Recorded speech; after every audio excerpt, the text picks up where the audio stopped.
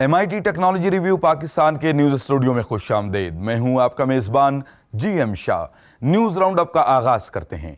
Bulletin के आगाज में आपको बताते हैं कि इंफॉर्मेशन टेक्नोलॉजी यूनिवर्सिटी पंजाब की डेटा साइंस लैब के माहिरीन ने एक ऐसी ऐप मुतारिफ करवाई है जो मोबाइल के इंग्लिश कीबोर्ड को इस्तेमाल करते हुए रोमन रस्मुल खत में लिखकर किसी भी लफ्ज का मतलब इंग्लिश में तलाश कर सकती है। मिसाल के तौर पर अगर आप कुर्सी का लफ्ज रोमन में लिखते हैं तो लिखे गए लफ्ज को यह खुद समझकर इसका इंग्लिश में मतलब निकाल देता है। इस हवाले से डेटा साइंस लैब के डायरेक्टर डॉक्टर फैसल कामरान का कहना है कि रोमन, उर्दू और हिंदी का इस्तेमाल रोजमर्रा की जिंदगी में बढ़ता जा रहा है और इनकी बनाई हुई ये डिक्शनरी सार्फिन को इंग्लिश सीखने और अल्फाज के जखीरे को बढ़ाने में मददगार साबित होगी।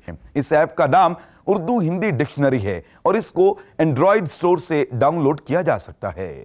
और अब आपको बुलेटिन में बताते हैं कि अमेरिकी माहिरीन ने जदीद गमला तैयार कर लिया है। यह गमला ऐप को इस्तेमाल करते हुए कमरे की हवा का तज्जिया करता है और हवा आलूदा होने पर उसे साफ करता है। इस गमले में पंखा नस्ब किया गया है जो हवा को साफ करने के लिए उसे बराह रास्त जड़ों तक पहुंचाता है। इस गमले को क्लेरी फ्लावर पॉट के नाम से मंसूब किया गया है।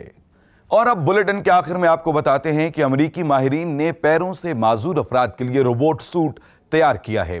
ये रोबोट कस्टमाइज्ड है जिसको मरीज की जरूरत के मुताबिक एडजस्ट किया जा सकता है। इस रोबोट को वजन में हल्का बनाया गया है और इसके कूल्हों और घुटनों पर मोटरें नस्ब की गई हैं ताकि इसकी हरकत को आसानी से कंट्रोल किया जा सके। इस रोबोट सूट को पहनने के बाद मरीज 1.6 से लेकर 2.6 किलोमीटर फी घंटा की रफ्तार से चल सकता है। इस रोबोट सूट को रीवॉक 6.0 के नाम से मंसूब किया गया है। इसके साथ ही MIT टेक्नोलॉजी रिव्यू पाकिस्तान के न्यूज स्टूडियो से अपने मेजबान GM शाह को इजाजत दीजिए। अल्लाह निगहबान।